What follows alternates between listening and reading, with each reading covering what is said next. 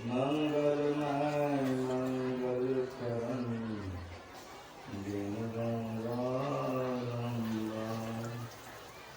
ज्ञान उदयरु ज्ञान धन सतगुरु शंकर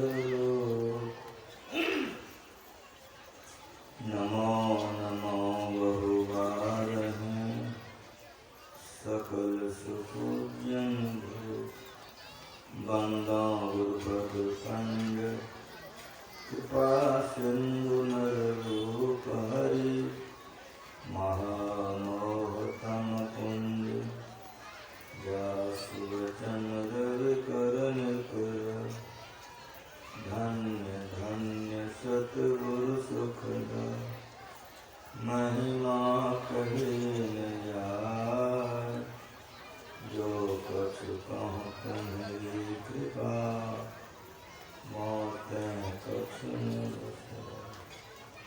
बोलिए प्रेम से सत्संग में पधारे पुत्रात्माओं।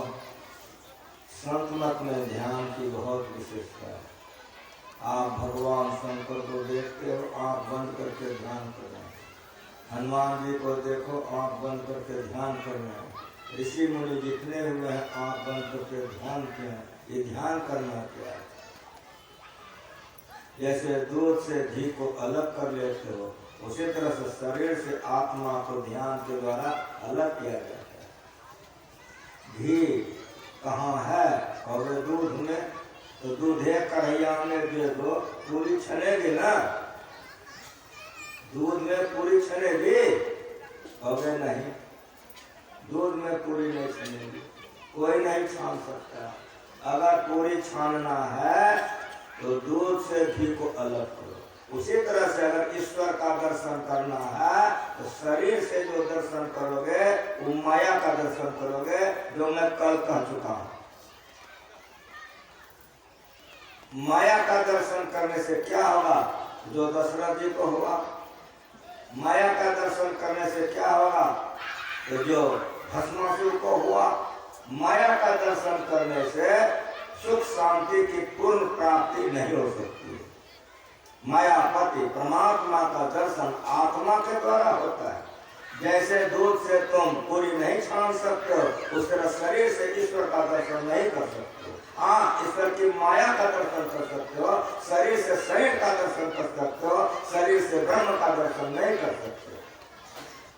ईश्वर का दर्शन जिन्होंने किया है तो आत्मा से किया है।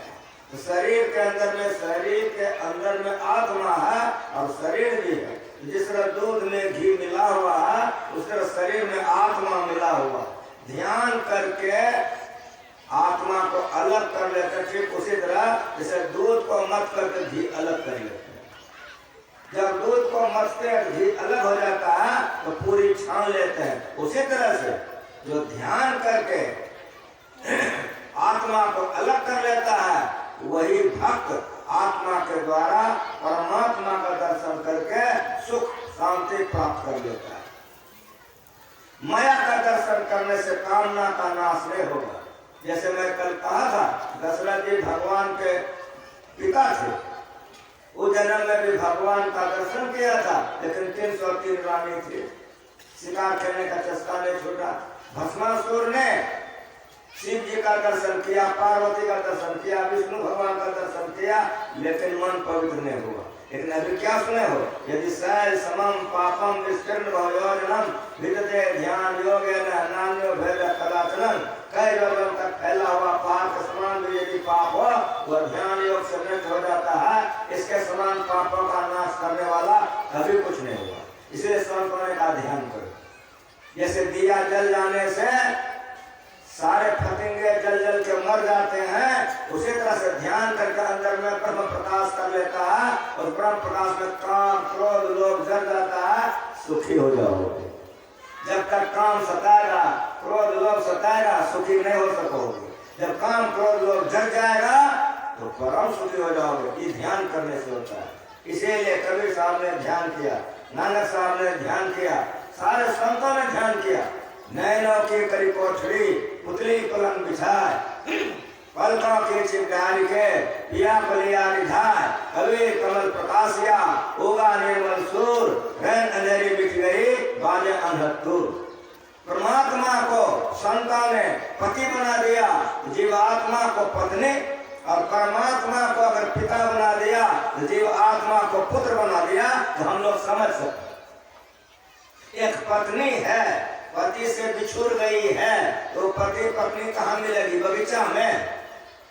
कोठरी चाहिए नहीं, घर चाहिए पति पत्नी के लिए। तो कभी साहब नैनों की कई कोठरी, ये आंख तुम्हारा कोठरी। जीवात्मा का वासा आंख में है, और ध्यान करो तो परमात्मा का दर्शन होगा।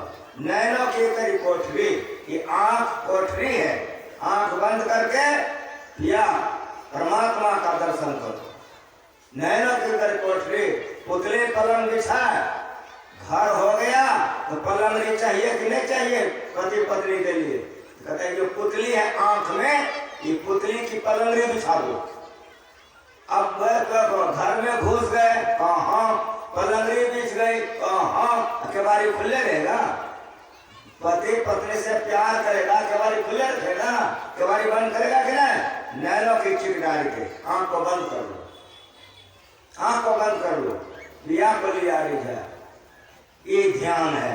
इससे पिया परमात्मा को रिझा लिया। पूछा कि आपका पिया रिझ लिया? कहा का प्रमाण बताइए? का उगा निर्मल सूर। आंख बंद करके देखो, हिंदू मुसलमान जनानी मर्दाना कोई क्या देखते हो? गया अंधकार। गुरु से जुक्ति लेके ध्यान करो, हो जाएगा ब्रह्म प्रकाश। यही कबीर साहब कहते हैं कि हाँ नैनों की करी कोठरी, पुतली पलंग बिछा, पलकों की चिकदारी के आंख बंद कर लो, केवाड़ी बंद। अब पिया है और पत्नी है, रिझ गया? कहा हाँ हमारा पिया रिझ गया। का प्रमाण बताओ? उगा निर्मल सूर, अंधकार समाप्त हो गया, काम क्रोध का नाश हो गया, जीवन सफल हो जाएगा। यही काम करने के लिए शरीर मिला है। बाहर में पूजा पाठ करोगे ये नहीं होगा, ये नहीं होगा। अंदर में आंख बंद करके ध्यान करने के लिए जो सीख लिए हो करो। कबीर कमल प्रकाशिया, अंदर में ब्रह्म प्रकाश हो गया। हृदय आकाश है चिदादित्य सदा भासते भासते, न अस्त होते न चौदहते, संध्या खत्म उपासना है। हृदय रूपी आकाश में चेतन रूपी सूर्य उग जाता है, ब्रह्म प्रकाश है। इस ब्रह्म प्रकाश में काम क्रोध लोभ मोह पाप जल जाता है, भक्त सुखी हो जाता है। अगर परम सुखी होना चाहते हो तो ध्यान करने के लिए सीख करके ध्यान करो। जिसने ध्यान किया उसी का बात सुना रहा हूं। कबीर साहब का बीजक है। कबीर कमल प्रकाशिया होगा निर्मल सूर। इस सूर्य से उजाले प्रकाशमान सूर्य है। ये हजारों सूर्य एक तरफ, वो एक तरफ होगा निर्मल सूर। रैन अंधेरी मिट गई, अंधकार का नाश हो गया, अज्ञानता चली गई। का गप सप ने किया, रात भर पिया से गप करे हैं, बाजे अनहत्तूर। ये नगन सुनता तो सुनता है गुरु ज्ञानी, जो गुरु से ज्ञान ले लिया है, भजन भेद ले लिया, आंख बंद करके सुनता है, पिया का शब्द सुनता है। पिया का कौन शब्द सुनता है? जो पत्नी है। वो पत्नी कौन है? वो आत्मा है। ये कान नहीं सुनता है, श्रवण बिना ध्वनि सुने वो सुनता है, लेकिन कान से नहीं सुनता है। वो कान सुनता है तो नहीं, कान नहीं सुनता। तुम सुनते हो, हम गाना गाते हैं, सुनते हो? नहीं सुनते हो? समझ में आ रहा है? वो सूरत सुनती है, वो जीवात्मा सुनता है। जो परमात्मा के आवाज को सुनता है वो ये कान से नहीं सुनता है। सुनता है गुरु ज्ञानी, गगन में आवाज होती धीमी, पहले होता नाद बिंद से भेद माया पानी। आत्मा परमात्मा की आवाज सुनता है और आत्मा परमात्मा के पास चला जाता है और परमात्मा होकर जीवन सफल हो जाता है। ये भक्ति का प्रचार संतों ने किया, ये ध्यान का प्रचार संतों ने किया। मीराबाई ने यही काम किया, सबरी ने यही काम किया, कबीर साहब ने यही काम किया, नानक साहब ने यही काम किया, दादू दया जी ने यही काम किया, और हमारे गुरु महाराज कुप्पा गांव के गुफा में बैठ करके यही काम किया। हम लोग जहाँ जाकर ऐसे ज्ञान का प्रचार करते हैं। इसके लिए मांस मत खाओ, मछली नहीं खाओ, शराब मत पियो, दूसरे पति के पास, दूसरे पत्नी के पास व्यभिचार मत करो, अपने को पवित्र बना करके ध्यान करो, तो जो चाहोगे हो जाएगा। कबीर कमल प्रकाशिया होगा निर्मल सूर, रैन अंधेरी मिट गई बाजे अनहर तूर। रात भर प्यासे दबती है, ये परमात्मा का आवाज सुनता है। गुरु ज्ञानी गगन में आवाज होती झीनी, अंदर में सुनता है, जीवात्मा सुनता है। जिस तरह से कुत्ता को बुलाते हो तुम्हारे पास आ जाता है, उधर आत्मा इस शरीर से निकल करके परमात्मा को प्राप्त करके महान आत्मा महात्मा हो जाता है। चेहरा बनाने से, दाढ़ी बढ़ाने से, गरबा पहनने से और बहुत बहुत वेशभूषा बनाने से कोई महात्मा नहीं होता। जो गुण चिंता, जो गुण दंड, जो गुण भस्म चढ़ाइए, जो गुण मुंदी मूर मुराइए, जो गुण सिंजी बाइये, अंजन माह निरंजन रहिए, जोग ज्योति पाइए, गली जोग न होई, एक दूसरे समझ जाने जोगी कहिए सोई। गुरु नानक देव जी महाराज, गुरु नानक देव जी महाराज ध्यान करो, ध्यान करो। कैसे ध्यान करोगे? गुरु से भजन भेद ले लो, एक मंत्र का जाप करो जो गुरु बतला दे, उस रूप का ध्यान करो और तब बिंदु ध्यान करो। ये ध्यान में प्रकाश हो जाएगा, अंधकार का नाश हो जाएगा। काम क्रोध तब तुमको नहीं होगा, तब तुम दुख नहीं होगे। जब काम क्रोध रहेगा जब तक दुखी रहोगे, काम क्रोध जल जाए सुखी हो जाओगे। ये ध्यान में होता है। शंकर तीसरा नयन उधारा, चितवत काम हो जाए सारा। तीसरा नयन शिव जी ने उधारा, कामदेव को जला दिया। उसी तरह से हम लोग शिव जी के बेटे हैं। अगर तीसरा नयन से ध्यान करोगे काम क्रोध जल जाएगा, सुखी हो जाओगे। जयराम स्वामी एक ब्राह्मण थे, राजा के यहाँ रहते थे। राजा उनको बहुत मानते थे। उसकी पत्नी का नाम था, उसकी पत्नी भी बड़ी पवित्र थी। अगर ये राजा के यहाँ रहते थे तो पद्मावती रानी महारानी को उपदेश करती थी। पद्मावती साधारण ने, पद्मावती प्रवचन करते करते रानी महारानी को कहा, उत्तम पतिव्रता वह होती है जो पति का मृत्यु का समाचार सुनते मर जाती है। पद्मावती का बात सुन करके महारानी के कलेजे में नहीं उतरा कि कैसे होगा कि पति का मृत्यु सुन के कोई मरेगा कैसे। राजा से कहा कि पद्मावती प्रवचन करती थी, आप उसका परीक्षा लीजिए। राजा ने कहा ठीक है।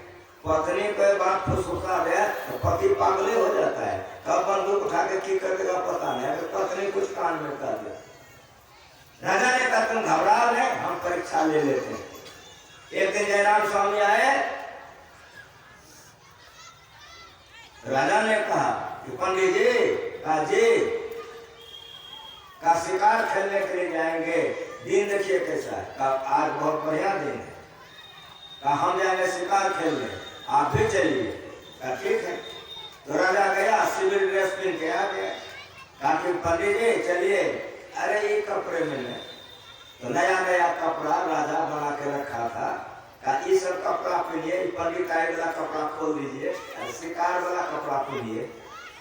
तो शिकार वाला कपड़ा पहन लिया। राजा जब जाने लगा तो कहा कि पंडित जी आज तो हम लोग शिकार खेलने जा रहे हैं। कहा हाँ। का पंडित को चिंता हो जाएगी। एक सिपाही से खबर भेज दिया, हम राजा के साथ शिकार खेलने जा रहे हैं, हो सकता है कि आने में देर सवेर हो जाए। इधर चला गया। जब उधर चला गया, एक सिपाही था।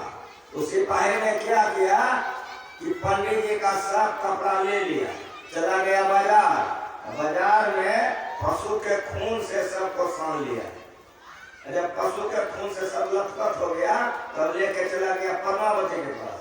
पद्मावती से जाकर कहा कि माता जी कहाँ? पंडित जी आज गए थे शिकार खेलने। हमको खबर मालूम है, हमको वे खबर भेज दिए थे। कहा लेकिन आज बड़ा अनर्थ हो गया। कहा क्या हुआ? कहा पंडित जी को बाघ खा गया। पद्मावती को चिंता नहीं हुई। पद्मावती मुस्कुराई और पद्मावती का सिपाही हम जिंदे हैं, वो कैसे मरेंगे? पद्मावती ने कहा हम जिंदे हैं, वो मरेंगे कैसे? तो राजा का सिखाया हुआ था, रोने लग गया और तब कहा कि माता जी देखिए ये पंडित जी का कपड़ा है। जो कपड़ा पति पहन के गया है पत्नी चीनेगी न जी, वही मुरेठा, वही मिर्ज, वही धोती कुर्ता देख ली ये तो सब कपड़ा उन्हीं का है। सहम गई, पलथी मार के बैठ गए, गर्दन को ऊपर की, एक बार पूछी कि सिपाही तुम ठीक कहता है?